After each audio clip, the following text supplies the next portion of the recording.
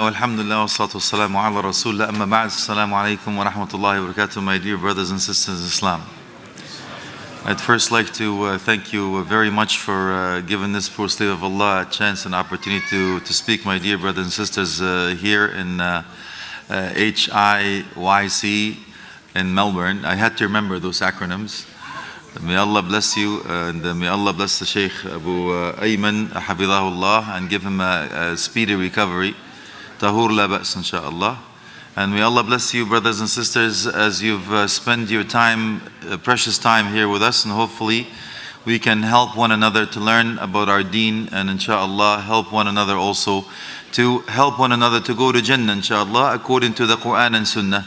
And may Allah subhanahu wa ta'ala give us steadfast to hold on to the deen of Allah subhanahu wa jalla fi'ula, and save our children, especially in this time and age where Prophet Muhammad sallallahu alaihi wasallam has told us that it's going to be difficult. There will come a time on the ummah, those who are holding on to La ilaha illallah Muhammadur Rasulullah, as you're holding on to a red hot stone. And indeed, may Allah make us among the ghuraba, as this deen started as being unique and estranged, as you will be unique and estranged later on. So I ask Allah subhanahu wa jalla fi'ula to give us sincerity and give us the tawfiq and accept from us, to make it a plea for us, not against us, and give us the knowledge that will benefit us, be a plea for us, not against us.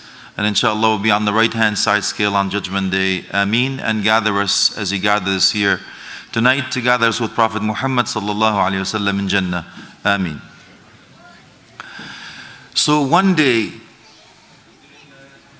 you decided to come to Australia. You had the thought, just 2 years. I heard this country is really nice. It's nice and warm. Apparently, money grows on trees. You get a job real quick. And everything is easy, man. Just 2 years, and I'll be right back home where I started. Work, get the money and run. 20 years later, you're still here, thinking what happened about those 2 years you were thinking about. You found somebody here that you couldn't say no to, and all of a sudden you're married. Before you know it, I do. What happened? A few years later, you got 3 or 4 kids of your own. You say, that's it, man. I'm taking him back home for sure. They're graduating from college, somebody can knock on your door.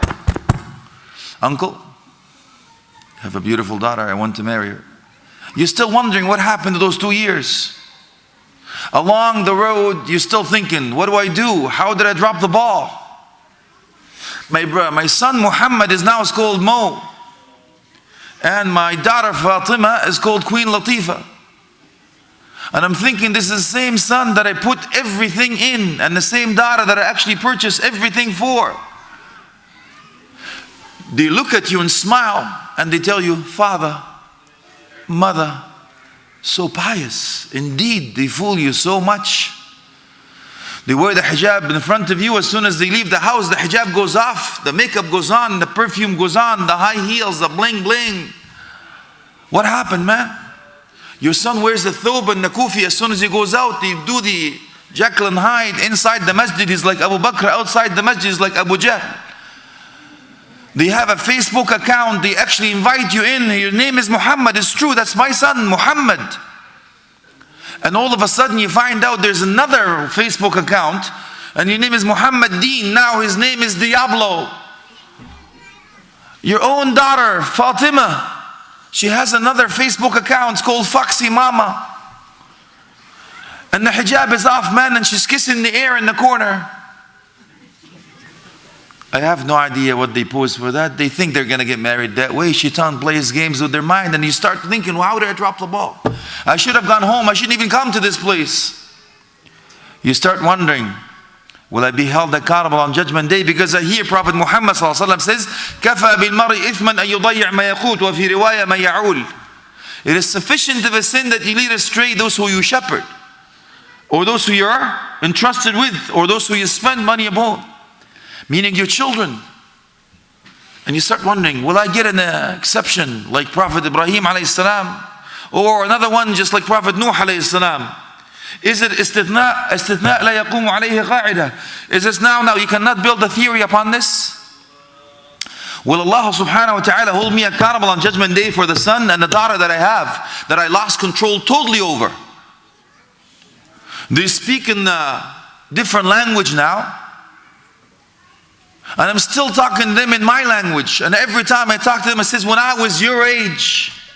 You remember that? Your father still says the same. Your mom maybe says the same. When I was your age, I went to school, bare feet, in the snow, uphill, both ways. I'm still thinking, how do you go uphill both ways? And we ate dirt. And we were thankful. And they're talking to you not even in sentences, not even in words. They're speaking in letters now. You look at the text, you go, Roof? What is this? What kind of letters are they? You start wondering. You don't even know. You give them that puppy look. Huh? They're laughing at you. You don't know the lingo. You don't know what's going on. But you're still wondering, what happened? So let's talk quickly, inshallah, through this map. We're going to stick to the topic, inshallah, practical parenting. So we're going to give you some practical examples. Build a bridge from the past for a better future, inshallah. And how you can be a practical parent. And you'll find out that Allah subhanahu wa ta'ala put this whole thing, creation, was a relationship between a parent and the children. And He gave you one word that built everything upon, and they had everything in common. If you listen to the verses well, and you read the Qur'an with the lenses of a parent, you'll hear these verses, but with a different perspective. You will pick up one word, and that's your key. The key to keep you away from the hellfire, and the key to attain you Jannah. Listen carefully, you'll find the common word in the verses. Ya ayyuhan nas, inna khalaqnakum min dhakarin wa untha. وَجَعَلْنَاكُمْ شُعُوبًا وَقَبَائِلَ لِتَعَارَفُوا إِنَّ أَكْرَمَكُمْ عِنْدَ اللَّهِ أَتْقَاكُمْ. O mankind, we have created you from a male and a female, and made you into nations and tribes so you may know one another. Indeed, the most noble in the sight of Allah amongst you is the one that has taqwa. يا أيها الناس اتقوا ربكم الذي خلقكم من نفس واحدة وخلق منها زوجها وبث منهما رجالا كثيرا ونساء واتقوا الله الذي تساءلون به والأرحام إن الله كان عليكم رقيبا. O mankind, we have created you from a single soul, alluding to Adam alayhi salam. And in the end of the verses it says واتقوا الله الذي تساءلون به والأرحام. Al-Arham alluding to Eve alayhi salam, Hawa. So if you notice, there is a trend that Allah subhanahu wa ta'ala is mentioning. This whole creation, this whole world is about a relationship between a parent and a child. And the key is mentioned in the verse a few times. And that is your key. If you listen again, you'll find out that Allah subhanahu wa ta'ala is linking the human being, parents and children, with the hereafter. And the key is the word, if you picked it up, is taqwa. Why is taqwa so important? Why is it so important to you? Because if you go back in the Quran, you'll find out وَإِن مِّنكُمْ إِلَّا وَارِدُهَا كَانَ عَلَى رَبِّكَ حَتْمًا مَقْضِيًّا ثُمَّ نُنَجِّي الَّذِينَ اتَّقَوْا وَنَذْرُ الظَّالِمِينَ فِيهَا جِثِيًّا. Subhanallah. None of you except that pass over the hellfire. There is no exception. But then there was one exception. If you attain what? You'll be exempt. ثُمَّ نُنَجِّي الَّذِينَ اتَّقَوْا. May Allah make us among the muttaqeen. Ameen. Then we will save on that day is 50,000 years, where the sun leaves its orbit, comes close to your head. People will be drenched in the sweat. There's only one attribute and character that will save you at that day. Allah subhanahu wa ta'ala fi ula give you the key. He says taqwa. You'll be saved. And everybody else will buckle when they see the hellfire come. You'll find out, my dear brothers and sisters in Islam, the key starts with you. And I usually talk to the brothers first. I usually address the sisters first, but this one I'm going to talk to the brothers first. Because if you go to Surah Taha, Allah subhanahu wa ta'ala fi ula, when he's talking to Adam and Eve, he was talking in a dual tense. فَأَزَلَّهُمَا الشَّيْطَانُ أَخْرَجَهُمَا مِمَّا كَانَ فِيهِ. Everything in dual tense. But when Allah subhanahu wa ta'ala spoke to one person and held one person accountable, who did he hold accountable? Did he hold Eve, Hawa accountable? No, he didn't. He says, وَعَصَى آدَمُ رَبَّهُ فَغَوَى. So let's talk to Adam within you. Weren't you the one to go and knock on the sister's door and ask for her hand in marriage? Wasn't she the fertile ground that you were told that you will plant the seed in? In the Quran says, Nisa'ukum harthun lakum. Harth, plantation, cultivation, the ground. You see, in that verse, you become a gardener. A smart gardener invests in the garden. So you take the weed away from the beautiful tree. When you take the weed away, that means you are responsible for the well-being of the environment. Not just healthy environment, but a righteous environment. And then you trim the tree by raising awareness, educate, by leading by example. Especially khuluq and deen. And then you quench the thirst of that tree with lawful sources of income. And then you get the fruit of that beautiful tree to be your children. So if you go back, you'll find out it's all about you, akhi. Did you choose a righteous wife when Allah subhanahu wa ta'ala says, وَأَنْكِحُوا الْأَيَامَ مِنْكُمْ وَالصَّالِحِينَ? Help or assist or wed the single amongst you. وَعَطْفْ وَالصَّالِحِينَ. Righteous. That means if you don't marry a righteous spouse, you have just gone against the order of Allah subhanahu wa ta'ala. So we blame no one else except you. So most of us should really point the finger to ourselves. Because when the mashayikh, they get the complaints of the parents inside their offices, the first thing they say is, I'm losing my daughter, I'm losing my son. The only thing we say, how did you raise them? How were they raised? Oh, they were raised very well. French American school, private school. They drank tea, pinky up, posh posh. And they wore osh, gosh, bigosh, oh my gosh. Wallahi, akhi, we're not asking you for this. We're asking for tarbiyah, habibi. Akun Qur'an and Sunnah. Get it? So I won't go to the 4x4. I won't go to because the time is restricted, so we'll stick to this. But the reason I said this, because being proactive, these are practical examples. So when you chose your wife, akhi, based on what you said I do, or based on what you chose your wife, let's go quickly through this because it's extremely important. This is digging back in the home sweet home, but that's fine.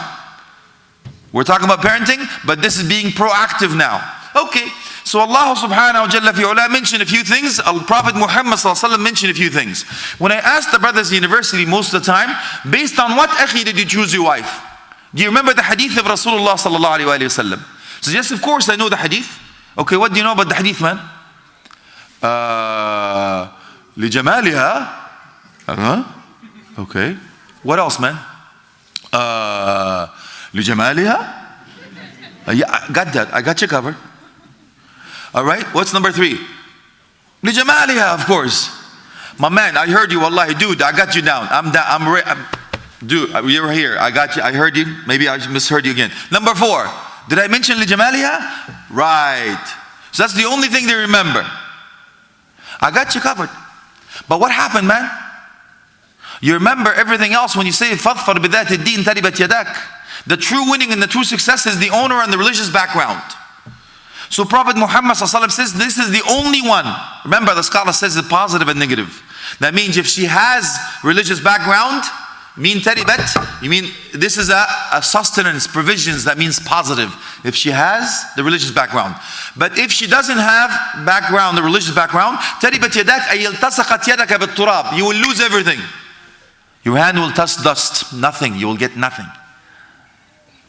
So when Prophet Muhammad said that, Ibn Hajar al-Asqalani rahmatullahi alayhi in Fath al-Bari, he explains the hadith. He says first, you look for the beauty, not the deen. Is he going against the hadith? Of course he's not going against the hadith. But he explained it in order for us to understand it. What is it? He says because if you don't look for beauty first,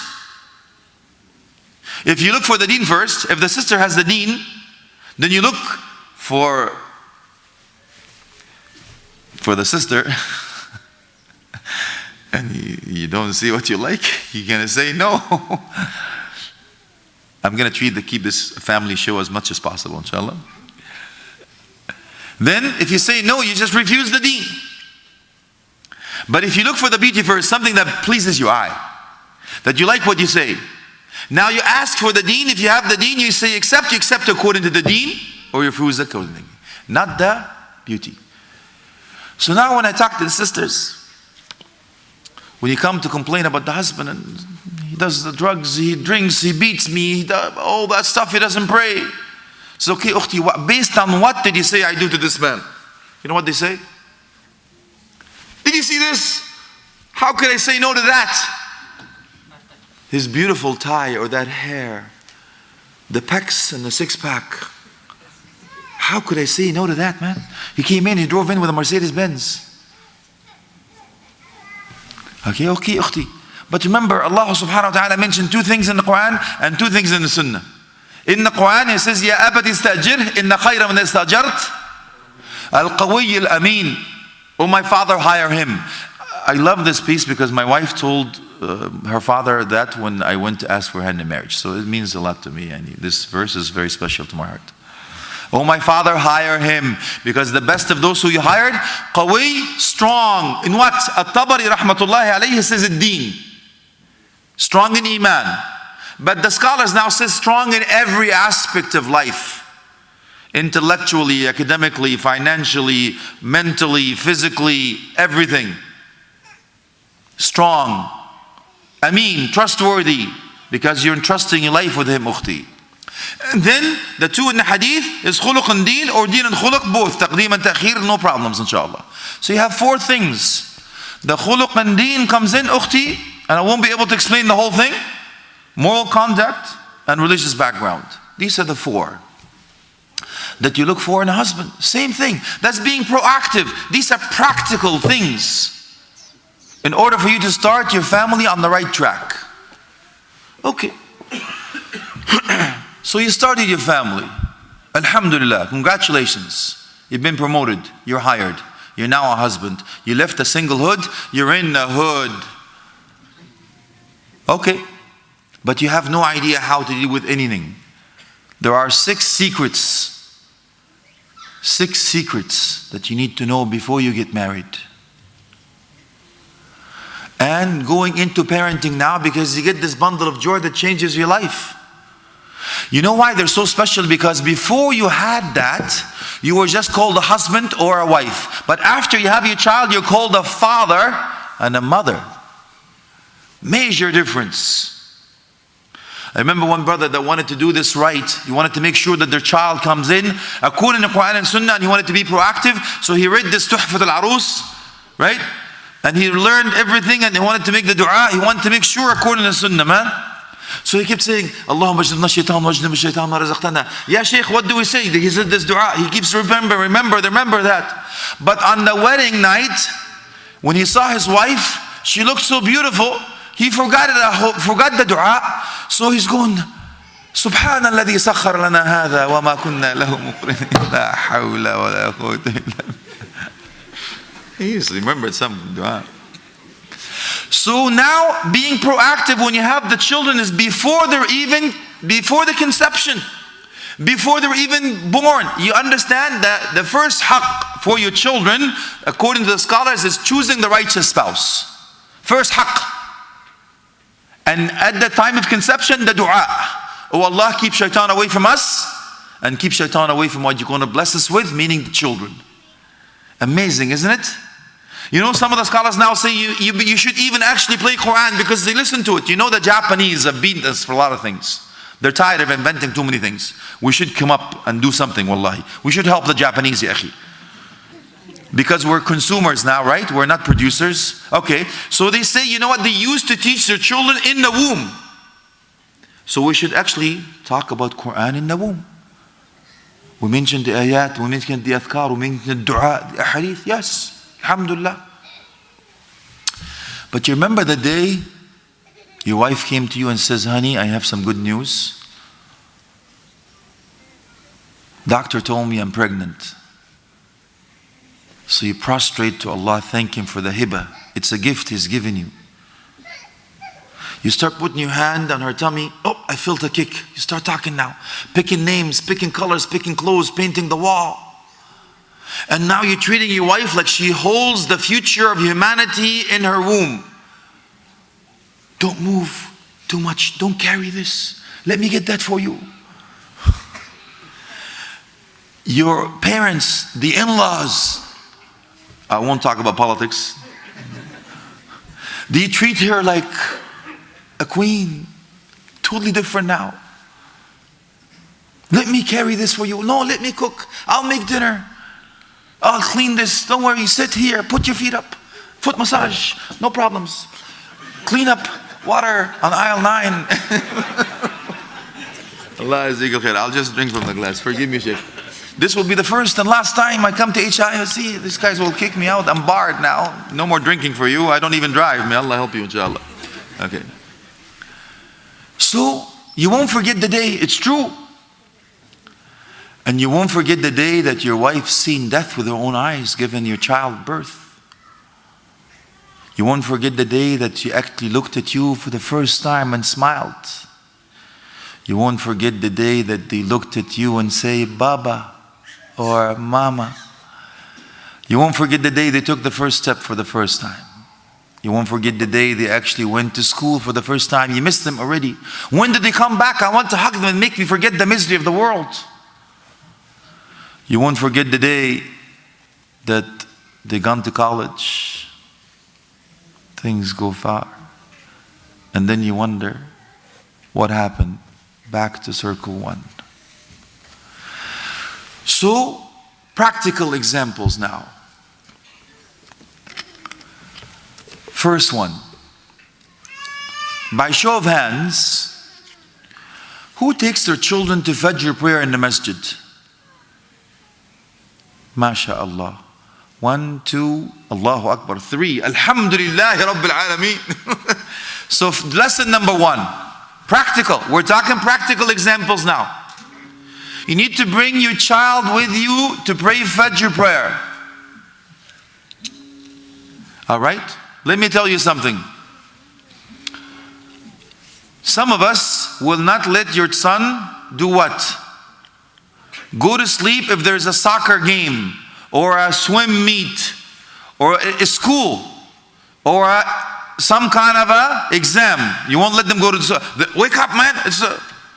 But to let them go through sleep while it's Fajr prayer, it's okay. Sheikh Yahya Ibrahim Hafidahullah says when he traveled, he met this family. It was Fajr prayer. He says he got up, the father got up and was praying. He says, where is your son? He says, let them sleep, they're tired, they're kids. Said, what kids, man? The guy has a mustache, 6'4", can't go through the door. What child? Dude, how you doing? Your daughter's ready to get married, what's up? We have a different measuring stick, akhi. So lesson number 1, do not give a mixed message or the wrong message to your children. That your school or your swim team or your soccer practice is more important than Fajr prayer. So from now on, you need to get your child, at least when they get to 7, or they differentiate between boys and girls, to come to pray Fajr prayer with you in the masjid. They should grow in the masjid. شاب نشأ في طاعة الله.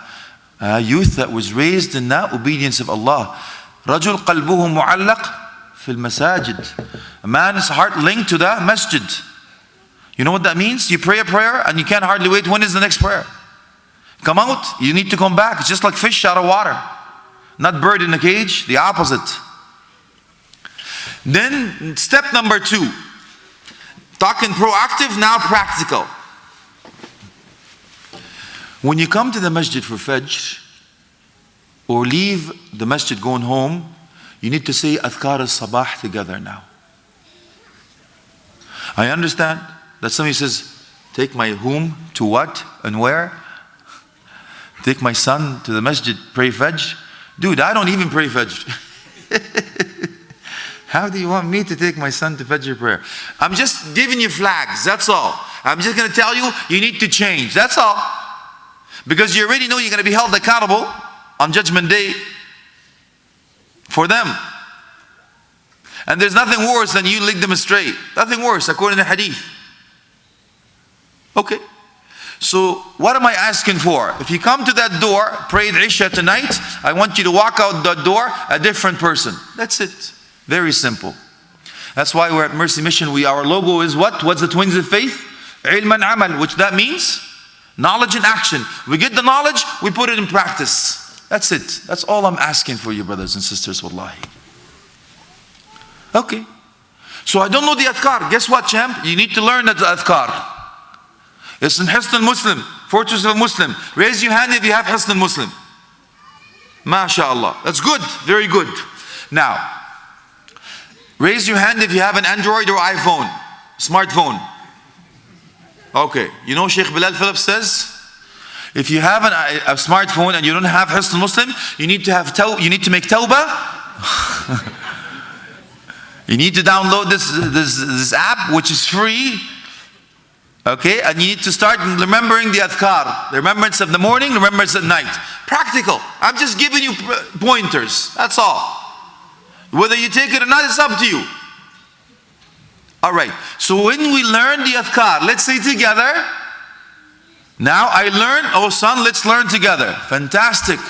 We come to pray together. Alhamdulillah. We say the adhkar together. Fantastic. What happens? You build the bond. Not just between you and Allah, which is the best relationship. Because the scholar says, أَصْلِحْ مَا بَيْنَكَ وَبَيْنَ اللَّهِ يُصْلِحُ اللَّهُ مَا بَيْنَكَ وَبَيْنَ الْعِبَادِ. Repair the relationship between you and Allah. Allah will repair the relationship between you and His creation. Very simple. So I build the bond with my son. And your wife will do the same thing at home. We pray Fajr together. Let's say the adhkar. And then when you pick him from school, you say adhkar al-masa' together. You build your whole life around قال الله قال الرسول. Now, it's now called the art of delegation. I need to give him homework. To do what? We need to have a family halaqah at home once a week. My son, you are going to teach us this verse next week. You have 1 week to prepare for it.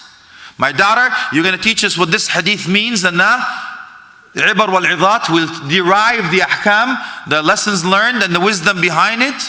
What to do, what not to do, what is halal and what is haram, what is lawful and unlawful from this, from the verse and from the hadith. That means you're giving him responsibility and you give him the tools to use the technology in a positive way. They can now use or ask Sheikh Google and do the homework, inshallah. Okay. On top of that, you need to have deen and dunya, right? A beautiful combination. Moderation. So what are we going to do? No matter how many children I have, I need to have a special date with my son or special date with my daughter. I'm going to concentrate on one person at a time. If I take him, let's do something, man. Let's go work out together. Let's play soccer together. Let's go swim together. Let's go shopping together, whatever it is. Okay, daughter, all right, let's do this. Let's go shopping. Let's find go ice cream, whatever it is. It's concentrated on that day. That's an investment, bond. You know why? Because Ibn al-Qayyim rahmatullahi alayhi says in order for you to teach anyone, and especially your kids, you have to have the golden 3 rule. The thrill, which is what? Alif thumma arif thumma kallif. Alif, mend the hearts. Let them at least like you, not hate you. Thumma arif, then educate. Thumma kallif, then obligate. Alright? How many of us, when we attack our children, we got the 111 and the gun? Right? You're wrong. You're going straight to hell. Everything is haram. Yeah, remember that? Yeah, apparently nothing is halal in Islam. We're all going to hellfire, unfortunately. Okay, fantastic. But what are we going to do, man? We need to change, inshallah. Okay. Because your son looks for what? For an alternative. He looks for something. You live here now, and all of a sudden, he says, you know what, Dad? I've been thinking about this Islam thing. Then you know what you're supposed to say? Okay, what's her name, man? That's bottom line is, you know what? He wants to leave Islam because of what? Because of a girl. Because this girl doesn't want to become a Muslim, and you already told him if you marry this, you're a kafir, and you're out of the mirath. Mahroom min mirath. You're out of the herd. Yeah, I'm cutting you off the inheritance. So you guess what? He likes the girl more than he likes Islam. You can keep your Islam, I'm keeping the girl. It's not his Islam, it's just because we gave him the wrong message. We didn't tell him what Islam is all about, nor that we did by example, nor that we actually gave him the positive, we told him the negative only. You understand? Okay. What happens? After you have the date, you bond, then raise awareness. How, man? Well, Allah subhanahu wa ta'ala says, Ud'u ila sabil rabbika. How? First thing is hikmah. Wisdom. You need to speak their language.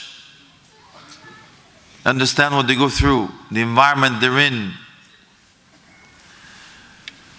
And when you obligate, you do it in the best way possible. Allah subhanahu wa ta'ala told Prophet Muhammad sallallahu alaihi wasallam what? وَلَوْ كُنْتَ فَضًّا غَلِيظَ الْقَلْبِ لَانْفَضُّوا مِنْ حَوْلِكَ. If you were harsh-hearted, you were difficult with them, they would have forsook you and fled. They fled away.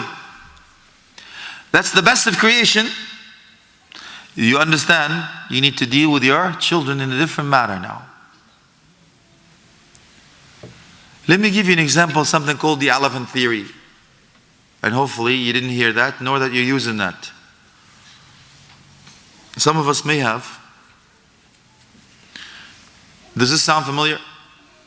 You're an idiot. You're a loser. I wish I never had you. Why can't you be like? You're worthless. Have you heard these words before? Words that kill. You know what that's called? That's called the elephant theory. You know what the elephant theory is all about? You know, when the elephant is young, they put a shackle, a steel shackle on their ankle, and they firmly plant it in the ground, cemented. They can't move it anywhere. So the elephant tries to get away, but they can't. As the elephant grows, he already have a psychological block that every time he tries, he can't get away, so he just submits. Even though the elephant is big and strong and can take it away, as soon as they put the shackle on the ankle, they submit, they can't move. So if you're telling your child, you're a loser, you're worthless, you're an idiot, I wish I never had you, you're the most important person in his life or her life. You have an S on your chest. And who you think, who you are, who you're told who you are. So your child thinks the most important people to me, the one that you're supposed to protect me, the one that is supposed to nurture me, is telling me that I'm an idiot. I must be an idiot. I must be stupid. I am worthless. You just killed your child. Congratulations. I'm happy for you. So what are we going to do, man? We're going to change from now on. Honey, I love you. But your behavior is unacceptable. That's a major difference. You need to differentiate between the person and the action. From now on, it's not you. I love you, but your behavior is unacceptable. Major difference. And from here on in, you're going to say, Dr. Fulan, Engineer Fulan, Hafid Fulan, or Qari Fulan, or Alim Fulan, or Sheikh Fulan, or Lawyer Fulan, so and so. You're going to put it on their door. It's a major visual effect that will actually stick in their mind and heart and soul. You raise them such that they are successful. They're meaning something. They are worth a lot. They're the world to you. Now, as they grow, you need to use the 21 theory. Ali ibn Abi Talib radiallahu anh mentioned two things I'm going to share with you. First of all, he says, raise your children in a different way that you were raised in, because they were born and raised in a different time and a different environment. So when I was your age, goes out the door, right? File it under G. Because they're not. You can't raise them the way you were raised. And we live through our children. We want them to be what we wanted to be, but we failed to do it. So we force our children to live our own dreams, but they're different people. So why don't we cater to them? See what their strengths are and nurture that. Feed that. There's a test that tells you what your child is actually good at and not so good at. Work on that. Yes, it's 100 questions or even more, but that's worth it. And then you understand that Ali ibn Abi Talib talked about the 21 theory, which means the first 7 years, you nurture them. Give them all the TLC you want, all the tools they need. The second 7 years, you give them the rules and regulations, what to do, what not to do, what is halal and what is haram.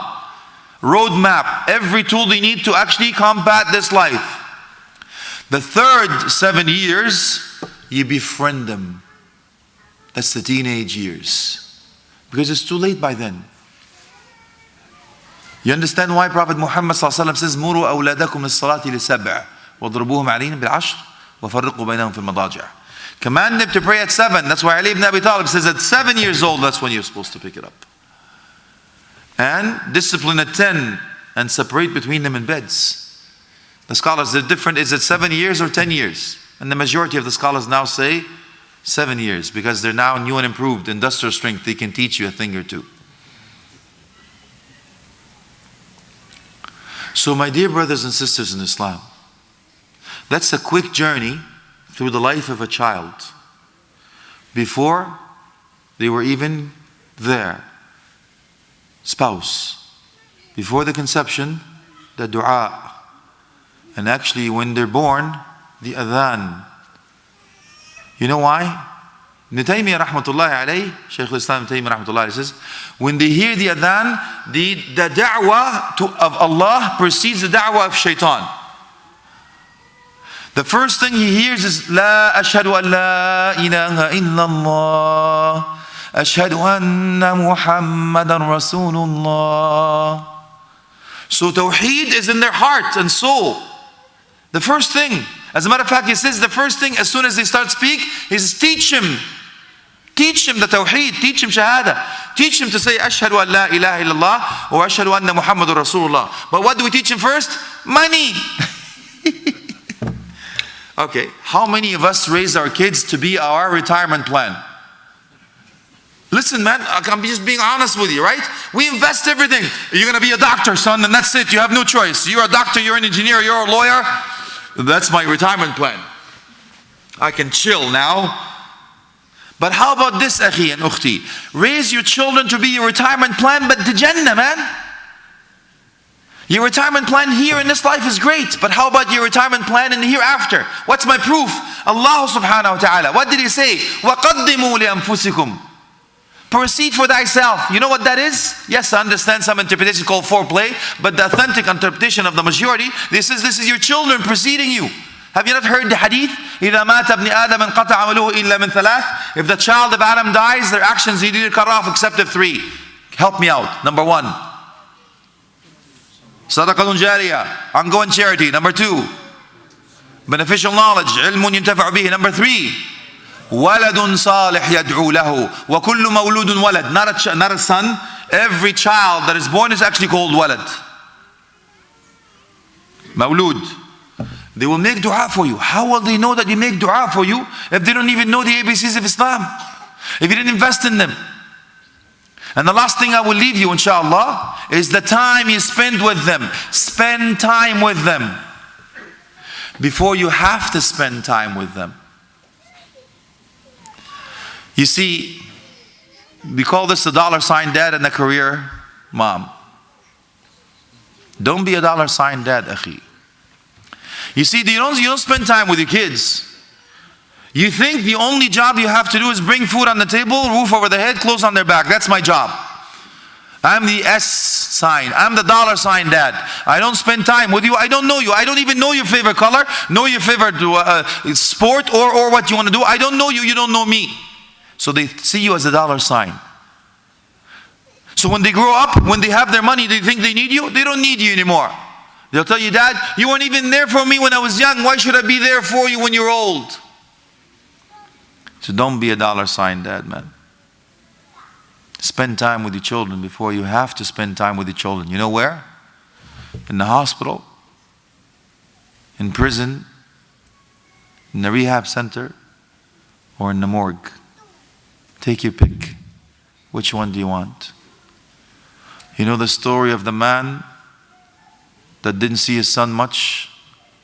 His son goes up to him after he came from work. He says, Dad, how much do you make an hour? He says, get away from me. The son goes to turn around in tears, walk away from his father. The father realized he made a mistake. He goes back. Sorry, son. I make $10 an hour. The son goes up to him and says, here you go, Dad. I saved $10. Can I have 1 hour of your time? Career mom. I've seen this with my own eyes, by the way. Woman drops off her daughter in the daycare provider. She comes back. By the way, they don't spend time with them. The whole day is at work. They go home, somebody else looks after them, cooks the food, nurse this, change that. And then she came to pick up her daughter at night after. Well, you know what happened to her daughter? Her daughter cried. Why do you think her daughter cried? Because she thinks that she's going away from her mother. She thinks the daycare provider is actually her mother. And this woman is taking her away from her mother. Don't be a career mom, ukhti. Lastly, I want you to imagine on that day, spending eternal time with your family in Jannah. ألحقنا بهم ذريتهم. Those who are righteous, what happens? Your offsprings will come back to you to spend Jannah in Dar al-Qarar. No more death, no more traveling, no more moving. Finishing off with the same key in Surah An-Nisa to seal the deal. Most of us fear for our kids. So Allah give you the answer. Listen carefully. وَلْيَخْشَى الَّذِينَ لَوْ تَرَكُوا مِنْ خَلْفِهِمْ ذُرِّيَّةً ضَعَافًا خَافُوا عَلَيْهِمْ فَلْيَتَّقُوا اللَّهَ وَلْيَقُولُوا قَوْلًا سَدِيدًا. Amazing, wallahi. Allah subhanahu wa ta'ala gave you the answer over 1400 years ago. Is if you fear for your lineage, if you fear for your offsprings, your progeny, He says He gave you 2 down payments. Of course, it's an insurance policy and a Swiss bank account. No? You're right. He's فَلْيَتَّقُوا اللَّهَ وَلْيَقُولُوا قَوْلًا سَدِيدًا. You know the word فَلْيَتَّقُوا اللَّهَ has so many things in it in itself. First of all, it starts with the letter fa, which means fa at-taqib. In ulum al-Quran, which means expedient, rush, do not procrastinate. Fa. Then lam. If the lam goes into a fi'l mudara, تجيب الطلب والأمر. The letter lam, if it goes into a present tense, that's ongoing. It means a command and a request. So Allah subhanahu wa ta'ala gave you the 2 down payments, man. فَلْيَتَّقُوا اللَّهَ وَلْيَقُولُوا قَوْلًا سَدِيدًا. Either enjoining good or forbidding evil or the righteous utterance. But the road map is there for you. Whether to take it or not, it's up to you. So we learned a lot tonight. We'll finish it with a question and answer period, but from me. We'll leave the floor, inshallah. Because I use the 3 tells method. Tell them what you're going to tell them, and tell them what you told them. I told you what we're going to talk about, and I told you. And then let's now talk about what we talked about. So, we will get you candy sometime, inshallah. I owe you. I'm going to ask the sisters with some questions and brothers some questions, inshallah. And see who was actually listening. Usually sisters win, but may Allah help us, inshallah. I'm rooting for you, man. Don't let me down, dude. All right. Sisters, there was a connection between creation that Allah subhanahu wa ta'ala mentioned in so many verses between two groups. Do you remember what two groups were?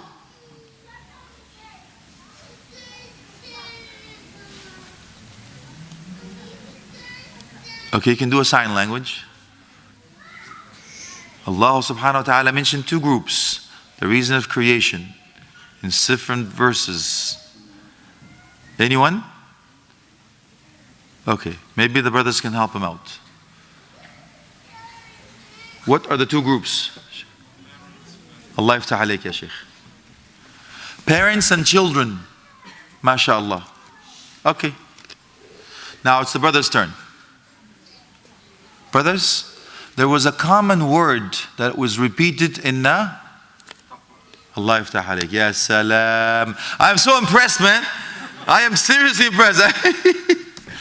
MashaAllah. Allahumma ja'alna muttaqeen. Allah give you taqwa, akhi. Barakallahu feek. Very good. Sisters, Allah subhanahu wa jalla fi ula mentioned two things you should do if you fear for your lineage. Do you remember what they are? I finished with them. They should be fresh in your mind. Unless the sister is not allowed to speak in this town, that's cool. I'm cool. You remember the two things Allah subhanahu wa ta'ala mentioned in Surah An-Nisa, if you fear for your lineage? Just give me one out of the two. MashaAllah, thank you sisters. I love you, man, just kidding. He's right. He's فَلْيَتَّقُوا اللَّهِ وَلْيَقُولُوا قَوْلًا سَدِيدًا. Fantastic. We'll call it a tie. It's a tie, okay? All right, we'll have a tie break. A tie break. Okay. You know, tie break is very simple. I'm going to say a question, a little bit tricky. Had to be listening to get it. But the fastest hand now gets to answer the question. It's between the brothers and the sisters. But as soon as you raise your hand, I stop. I will not complete the question or repeat the question. If you get it right, you and your team win. If you get it wrong, the other team wins by default, and your team will hate you for life. No pressure. No pressure. All right. Tie-break question. Are you ready? What is the elephant theory? Okay. So I think your hand was up first. Go ahead, Akhi. Basically, the mental conditioning. Right on. For when you tie an elephant when he's young, tries to get away. MashaAllah. Grows up, tie him again, he can get away, but mentally conditioned from a young age. MashaAllah. Gives up already. He got it wrong. The sisters win. Power to the sisters. I'm just kidding.